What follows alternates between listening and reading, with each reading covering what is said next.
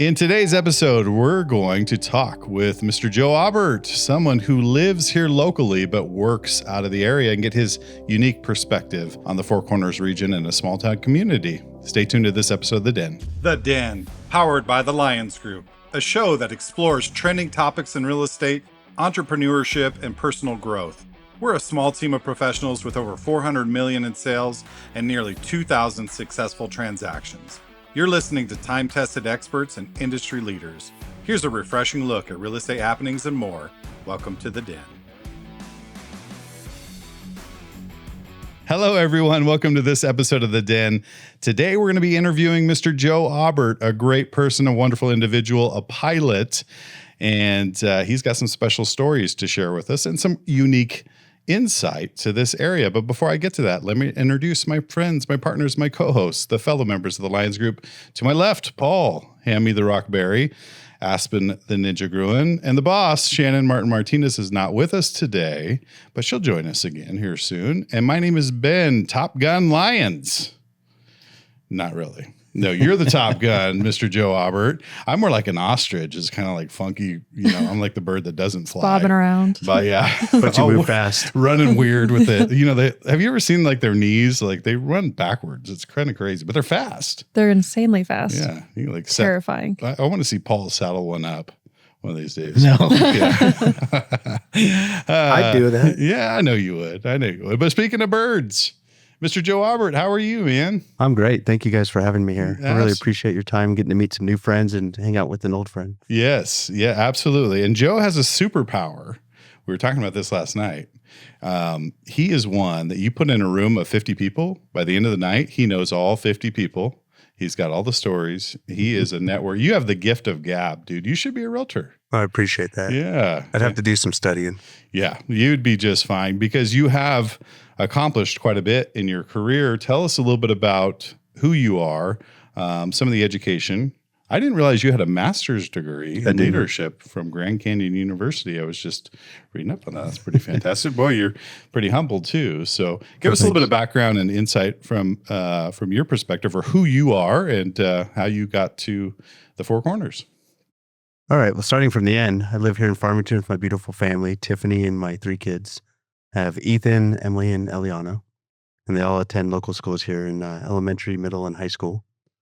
Prior to that, though, I was born and raised in Albuquerque, lived there my entire life, went to UNM, and I was working to go to medical school. And, jobs were rough back then. New Mexico was a little difficult growing up as a high schooler. And so my neighbor who worked on the base offered me a job to work at Kirtland Air Force Base. It was the best I'd ever been treated. So I went and joined ROTC at UNM. Wow, that's incredible. And what year was that? That was 2002. Okay. So not in 2002, you think that's 23 years ago. I'm like, oh, that's not too far back. Wait a minute. That's 2 decades ago. Blink of an eye, though. It does. It goes by quick. Yeah. So from there, what happened? So I took a test and they said, hey, you can be a pilot. And, my face lit up because nobody in my family's in the military. Nobody had done aviation, didn't know anything about it. And then shameless plug for PV in the new aviation program. They're bringing that into the Four Corners and teaching the kids about aviation because it's such a underrepresented education in our school systems, or just for our youth. A lot of people don't know about it. Yeah, that's incredible. So they're just starting that program? That's correct. Yeah, sponsored by AOPA, the Pilots Association. Wow. I bet Ethan's going to jump into that, isn't he? I hope. Yeah, I would hope so too. Ethan, his oldest, is a sharp kid and he's a rule follower. I mean, the guy he's one of those, I was telling Joe, he's got like this special quality of being like cool, but also being like one of the kids that are super smart and follow the rules. You know what I mean? And usually you kind of get one or the other. And he's got that mix of both, which is pretty awesome. Yeah, I usually have to tell him just relax and have fun and don't worry about things because he's so on it. Yeah. He's a good kid. He's a great kid. Yeah, absolutely. So from there, you got into the Air Force. So yeah, I went into the Air Force in 2004, immediately went to pilot training and competed and got the C-17. And I flew globally for 8 years. So out of Hawaii at Hickam Air Force Base. And then we moved to McChord in Seattle, Tacoma area for another 4 years. I spent some time over near McChord Air Force Base for many years. I spent some time in Kaneohe Bay. Oh, nice. Okay. A little Marine Corps. Mm-hmm. Awesome. Yeah. Thanks for your service as well. Hey, aren't you guys supposed to be razzing each other? Like, No, isn't that's it? No. Oh, that's off podcast stuff. Right? Nobody bothers pilots. They're always thankful for a ride home. Yeah. That's right. yeah. I was gonna say he's the one that, or his group gave us a ride home from. You can razz the rest of the Air Force, but most people don't bother the operators. That's right. That's There's certain things in each branch that you don't mess with. yeah, like the ride home. The ride home, yeah. Yeah. Yep. I'll That's tell you right. the Marine Corps, though, because we'd fly 150 passengers and coming back from Afghanistan, Iraq, maybe somewhere in the Philippines or Africa. And when you took the Marines home, the jet was perfectly clean. When I flew with the Army, I love them, but I'd find the highest ranking enlisted guy and be like, you're staying here. And he'd be like, why? I was like, well, I'm the commander of the aircraft and you're going to make sure the aircraft is clean because I don't pick up after you. Yeah. And he's like, okay. I mean, Yeah. he's like, blah, blah, blah. It's not necessary. Then afterwards, he's like, okay, I see why you made me stay. Yeah. You were right. So the Marines took care of things. They took Perfectly. care of business. Yeah. Yeah. I was always very happy Yeah. to serve them. Yeah. And you flew special forces. You've done a lot. I mean, you've been all over the world. Yeah, I've been to probably 2/3 of the countries in the world. I've been to every continent. The way we worked, we were hired by users. So it could be the Marine Corps, an infantry unit, to a helicopter unit, to special forces. Took a lot of Navy SEALs. Like I'd take their submarines and very odd boats to different places in the world. Yeah. Took piles and stacks of cash, and they're Wow. just wrapped in black plastic, and you push them out in an unknown country. Wow. That's so wild. Yeah, we took emperor penguins back from Antarctica to bring to the San Diego Zoo. Holy cow. So the gamut of you name. One of the coolest things I ever did, though, was northern Pakistan has a lot of floods. Mhm. And we took U.S. aid to bring the Pakistanis to Chaklala, Islamabad. And we're doing runs there from Ramstein, Germany to bring food and aid to northern Pakistanis. Wow. When the floods were kicking in. Yeah. That's pretty incredible, man. That is wild. Yeah, it's fun. Yeah. And so explain to our audience what a C-17 is. I mean, we've seen it in person. Ask me, you know what a C-17 is? No. Do you remember Yeah, the big gray airplane that flew here last August Mhm. that caused a storm all over town? Yes. That was me. He was Oh, the nice. pilot. Yeah. That was my retirement flight. Oh, nice. We brought it so my family could see it. Yeah. So when Joe was flying and he told me, I'm going to fly over Farmington. We're going to do, and you flew over for like an hour. Yeah, about an hour and a half, 2 And a hours. half, Until I ran yeah. out of gas. The gas lights came on. Yeah, and he was just rocking back and forth, and people were coming out like, "What are we in war? Or what's going on here?" I mean, this plane is massive, but it turns like a Porsche. I mean, yeah.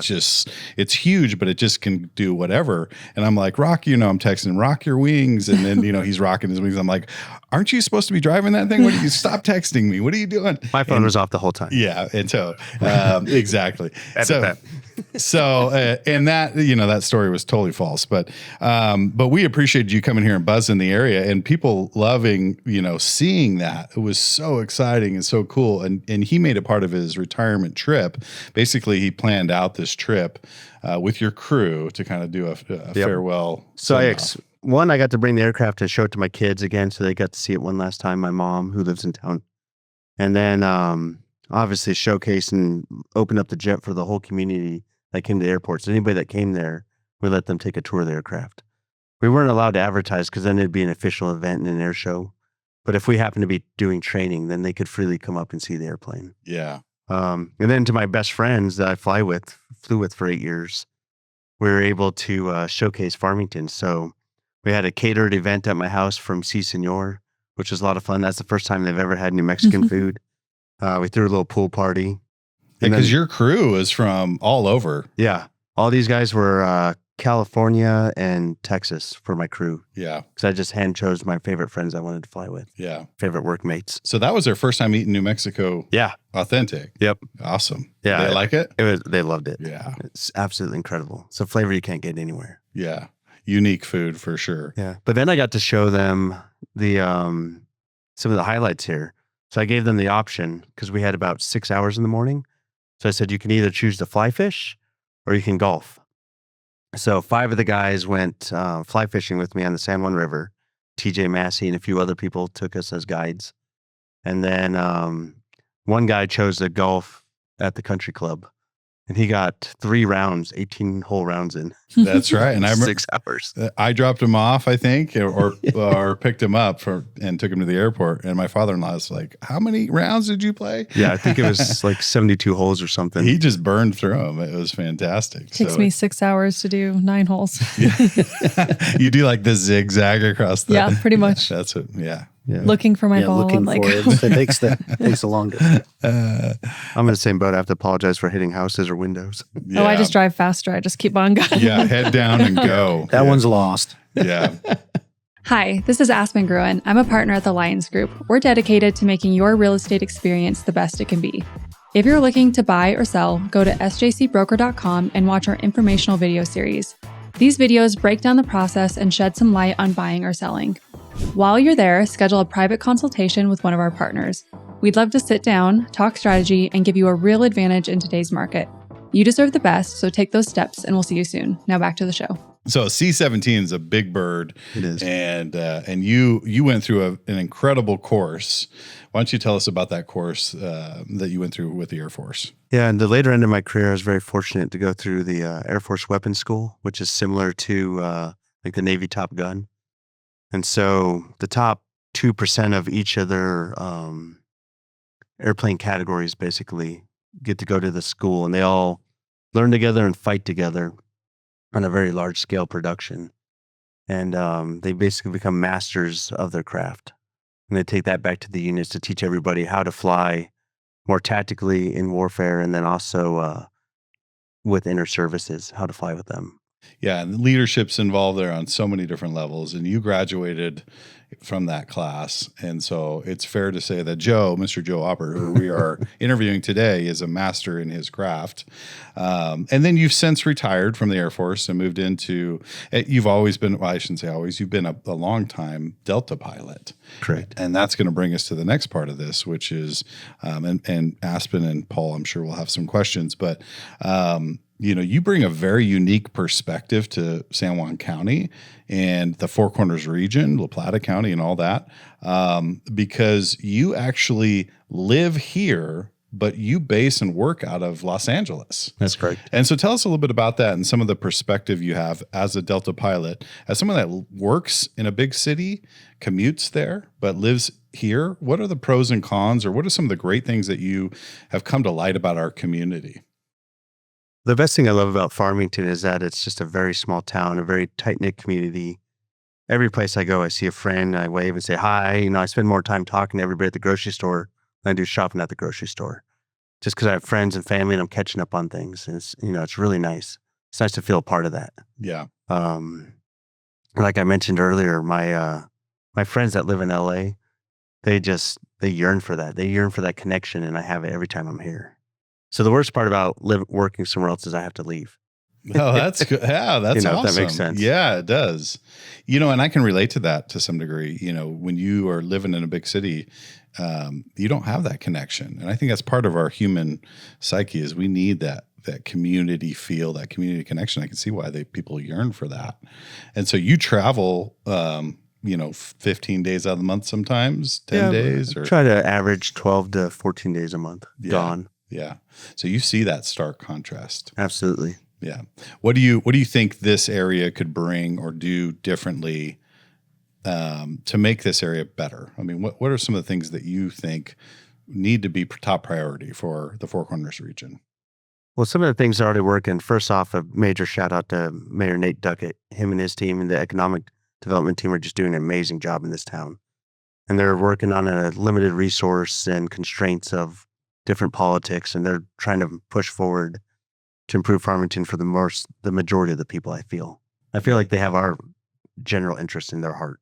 So I really appreciate them. Yeah. But, watching like the mayor's table and some of those podcasts, the biggest lymphatic is probably just transportation, whether it's rail or freeway here, so we can get sources in and out.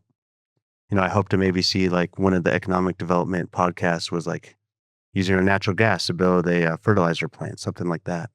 Mm-hmm. So the lymphacs are having that transportation and then building that industry, because we have space, but then we need to train our workforce to be able to do that. Yeah. And that's kind of one of the things that I think this town's always been kind of fighting. Yeah. And we're starting to make progress there. In fact, I shared something the other day on Facebook that showed the feasibility study for the railway from Gallup to this area. And we had talked about this on a previous podcast. All of a sudden that opens up, manufacturing. It opens up more exports from this area, farmers, ranchers, natural resources. Would really be an exciting thing for this area to get a rail. Absolutely. So with that comes money. And then with money comes time and fun, right? Yeah. So I think the most underutilized resource in this town is the river. I would love to see, like when I go to Moab, just everybody throws out the Moab analogy or parallel, but I can go to a business, I can rent an ATV, I can get not necessarily Moab, but I can get a raft ride. So I would love to see, like in Durango, how they have that Mild to Wild on the north end of town. Yeah. Where I could hop in a raft, boat down the entire river, and then have a bus pick me up, and I do it for half a day. Yeah. But they had that business and that infrastructure so that I can play. Yeah. Because if I'm making money, I want to use it, right? Sure. I want to enjoy this town. So I want to go out in ATVs. I want to ride the river. I want to ride the new wave that they just built that looks incredible. Yeah. But I need a business there that I can rent and walk right to the wave and do it. And then maybe have a boardwalk with a restaurant where I can eat or get a nice drink or something to enjoy the afternoon. Yeah. And Durango's done an awesome job with the Riverfront in the downtown area. Aspen, what do you think the difference is between Durango and Farmington? Why have they developed their river so well up there? And we're just now kind of catching up to it? Because I think that's a fair point, Joel. Actually, I don't think the Durango River is developed that much better than Farmington. And I'll tell you why, because whenever we're talking about the river walk, yes, obviously Durango, it's all paved and nice, but there's not restaurants on the river. There's not, things that you can do right on the river. You can do the Mild to Wild where you jump on and you go down. But if you want to sit and have lunch or a cocktail or something, you still can't do that there either. Pagosa's a little bit better where they have actually spots on the river. So I see Farmington going how Durango is, where I'm sure we're going to have it really nice at some point. Money is the biggest thing. We just don't have the funds to put towards a very expensive paved, nice river walk, but we're getting there. It's getting developed. It'll eventually be, I think, from Aztec all the way down. That's kind of what the goal is. But I think it's just the restrictions for the fire code is really what it comes down to for like restaurants on the river, because they can't get to both sides. Yeah, interesting. Well, and I like that that you think that we're not that far behind, or they still haven't developed it. Because I go up there and I'm like, oh, they've developed all this, and that, you make a great point in the sense that they really don't have restaurants on the river in Durango, and we actually do, and we have the Gateway Museum, and we have some other things. So really, what we're lacking is the connecting of the trail system, and that's a big difference. I think like safety is one of the things we're lacking, because certain parts of the river, like I just wouldn't walk alone in general.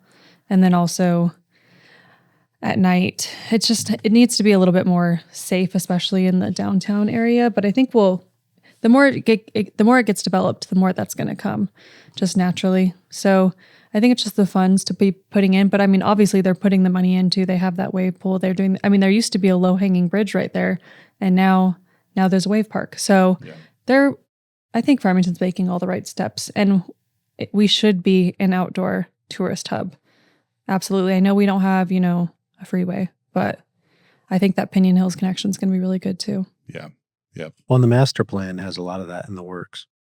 I mean, there's a ton of things, and connecting from Aztec all the way down to, the Berg Park area is in the plan. Mm-hmm. Also, as someone who has Riverfront property in Aztec, though, I'm like, don't build on my. Yeah. I don't know if I do want it, but I don't want it as it is right now. It needs to be more developed. Yeah, and I think a beforehand. lot of owners shared that same sentiment. And Nate was saying when I was talking to him about the riverfront, a lot of owners were like, no, don't cross my land. But then when they did do that and they developed it and they secured it, it actually protected their property a little bit more and allowed for people to use it. And then I think most owners at that point were like, oh, well, this was actually a really great thing. So it's cool that you picked up on the fact that those are some of the key things that we need to do here locally. And we want to keep that community feel, because it sounds like, that's what draws a lot of people to this area. But also the lack of congestion. what Yep. we don't have. Mhm. Absolutely. You deal with that, right? So Oh, absolutely. what's your thoughts on development here but also not, keeping that community feel? That's a hard question Yeah. because we are limited by space here, right? Mhm. And where we can build and where we can't build, there's kind of a housing issue with the amount of houses that we need to have based off the people we have. So it's kind of already self-constrained. And you can't build more roads with the river or the bluffs or, the BLM land. Yeah. Yeah. Only 90, well, I should say only 94% of San Juan County is publicly held. Only 6% is privately held. So that was Wow. a tough question to answer, Joe. Yeah. And I should have worded that in a different way, but yeah, we can't just spread our wings out here. And even though we got land all around us, it's not really accessible land that we can develop per se. And so that makes it a little bit tricky. So how do you feel like when you're commuting and you're out in the bigger city, what are the things that you see that some of the bigger cities have done that you say, okay, we really need to do this in the Four Corners, or this is really like a high-speed rail for commuting? Is that something that should be a priority in this area between some of the Durango, Farmington, things like that? Because we're starting to get a lot of people that commute between the areas, or is it the development more of the airspace, the airports that we have? There's a lot of topics in this area. Mike Lewis in the airport is doing an amazing job. They worked just relentlessly to get that United flight back in after we had no service for 7 or 8 years, the Farmington airport. And I know they're trying their hardest to expand that, and I look forward to seeing that expand to more destinations and or more aircraft coming in per day. So right now we're doing service 1 per day.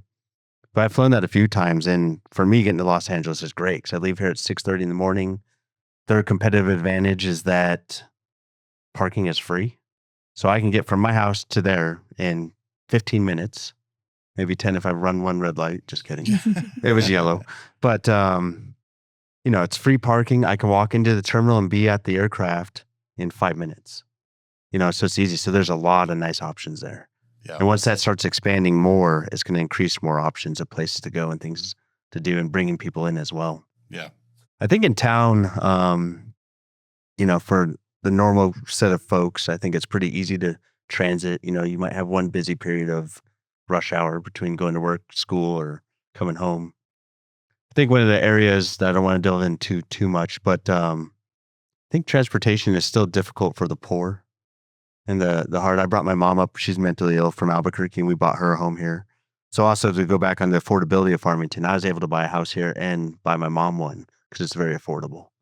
So I have that nice option to bring her here, but it is hard as a person that's homebound to get around and or get services. Mm-hmm. That's still one thing just kind of underserved as our...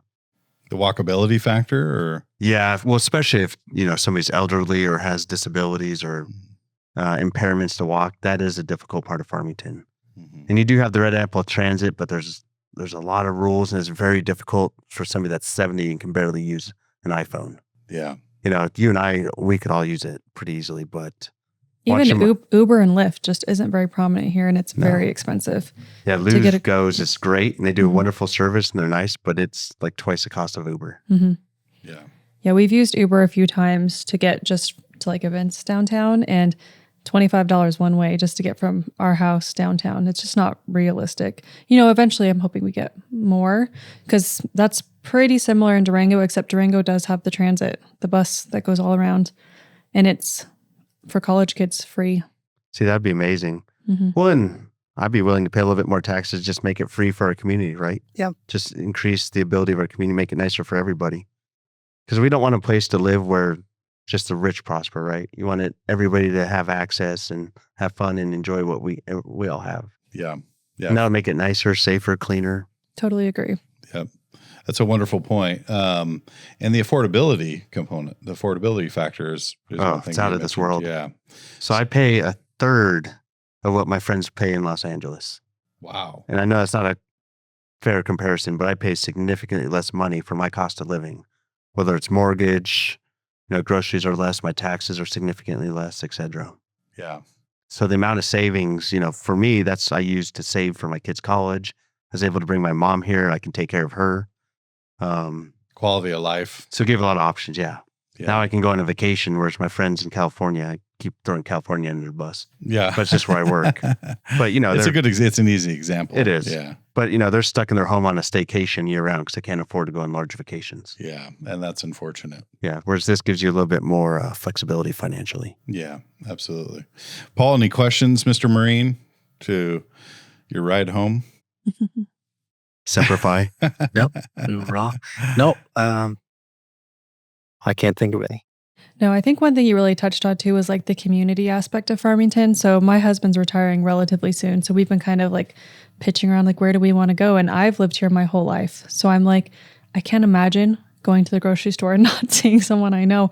Or like when we just went to Connie Mack, I was like, wow, we know probably 50 families here, if not more. And just letting your kids be able to like run around and, you know, someone's watching them and getting onto them if they're not listening, or, you know, or doing something that they shouldn't. It's more like a community aspect, which I feel like you can make in another place. Like we wouldn't be looking necessarily like a Los Angeles or something, but it's kind of like daunting to think about going somewhere. It is. Where you don't know anybody. Well, it's very difficult just because being in the military and I was active duty for 12 years, it's very difficult to establish friends and relationships just existing at our age, unless you get involved. So, you know, our biggest involvement with kids is kids' sports. Mm-hmm. And so now all my friends are people from our sports or from our school. Yeah. You know, I go to a community and try to pick up some pickleball and you make some friends, but it's nothing like when you have those deeper connections. Mm-hmm. Do you find that like, is it more like little kind of groups like in Los Angeles where it'd be just your kids' sports, or is it more like the extracurriculars or hobbies? Yeah, I guess it depends on just how social you are and how involved you are in those events. That makes sense. Yeah, that'd be weird to just go somewhere and not know anybody. Yeah. Every restaurant, you're not meeting people in the grocery store. No. I mean, you're really not. They might run from you. Yeah. Yeah. And also too, so like in a big city like that, people generally, I get the sense there's so many people, they just try to hunker down and become insular and do their own thing, right? Because they got to protect your own identity, your own sanity. Whereas here you have that openness, that expansiveness. So you can go to the grocery store. Where I opened the door for a guy the other day, he's like, "Hey, you have a good day." I'm like, "Oh, you talked to me."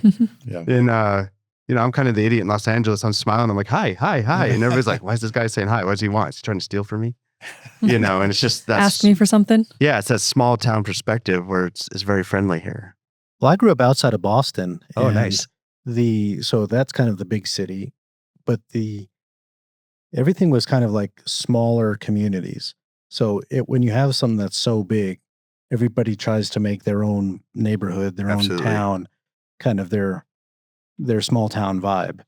So it's like when people think about the big city, you're not just like in the middle of Boston or Los Angeles and all those, you know, you see the pictures of Times Square or the traffic in LA. That's not how it is. You kind of have your own community where your schools are. But because there's nothing around us for forever, it's kind of like we're on an island, all stuck together. Yeah. So we've made our own little community. I think That's a very Farmington good is point. very unique too, because it's not a small town, but it's definitely not a city, you know.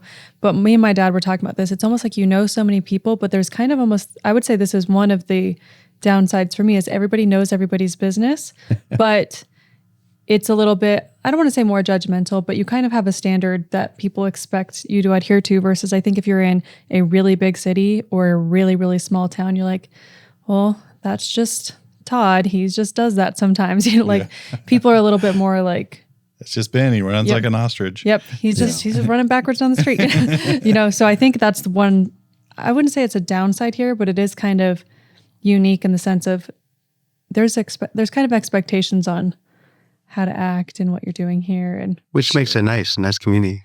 it is a nice community. I like a little quirkiness and individualism a little bit more.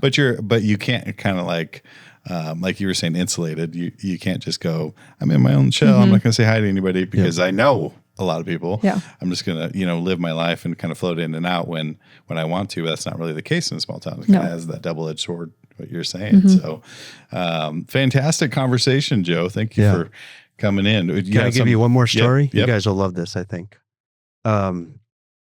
So they always say you have like 6 degrees of separation, right? Like within 6 people, you're going to know somebody that another person knows. Specifically Kevin Bacon. Yeah. Yeah. But in Farmington, you probably have 2 or 3 degrees of separation, if not 1, right? Which makes it kind of special. But probably 4 or 5 years ago, I was flying the 757 with Delta from Salt Lake to Washington, D.C. And that plane loads and unloads from the front third, the door 2. So all of first class goes out, and then all the other economy classes come out that door. And from the flight deck, we go back after we clean up and go say bye to the passengers, etc. So there's one wheelchair passenger up in the front in first class. And it was a captain's landing, so I cleaned up the flight deck, and he went to go say goodbye to everybody at door 2.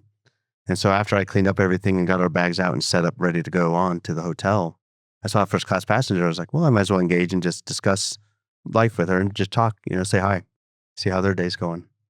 And so we're talking, and I was like, hey, what's your story? Why are you going to Washington, D.C.? She's like, oh, I'm going to go address Congress for the Paralympics. I don't know if I told you this story. No, you haven't. Okay, this is kind of cool. So I was like, oh, that's really interesting. I was like, what's your role in the Paralympics? She's like, well, I have 2 golds, one in winter, one in summer. I was like, interesting. My wife knows somebody like that. And you probably know that person's name. I don't remember what it is. I'm sorry. I'm tired from flying all day. Yeah. And she's like, where do you live? And I was like, Farmington, New Mexico. She's like, is your wife Tiffany? And it was Alana Nichols who grew up here in Farmington. Yes. And she flew from Anchorage to Salt Lake to DC, and I happened to fly with her. And it kind of made me step back. I was like, how many people do I fly in the United States that I know, but I don't know they're on board? Yeah.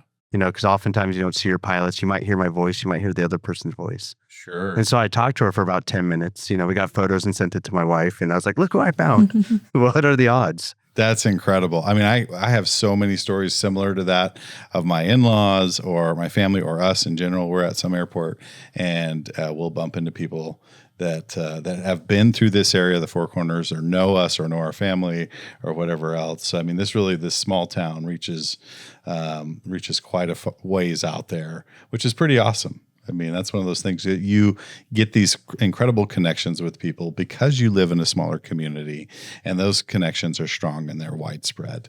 Absolutely, some cool impact there. So we've got to wrap it up. We've gone a little bit over, which is fantastic because it was well deserved. Mr. Joe Aubert, thank you for joining us today in the Den, and thank you for listening to this episode. We've had a great conversation about some unique insight to this area, and we appreciate you coming on and chatting with us today, Joe. So thank you for listening to this episode of The Den. If you'd like to schedule a consultation with any member of the Lions Group, please go to sjcbroker.com, and we'll be happy to sit down with you. Whether you're buying or selling residential or commercial, we can give you an advantage in today's market. So thank you for staying tuned, and we'll see you next time in The Den. Thank you for listening to this episode of The Den, powered by the Lions Group. Hit the subscribe button to keep informed, and check the show notes below for direct links to our buyer and seller video series. The buyer and seller video series can give you an inside track on taking the right steps in real estate. If you'd like to learn more about the Lions Group or to schedule a consultation, go to sjcbroker.com. Complex markets require complex strategies. The Lions Group can give you a true advantage in any market. Whether you're buying or selling, residential or commercial, contact us directly at sjcbroker.com. We're time-tested experts with a client-first approach, and we'll see you next time in The Den.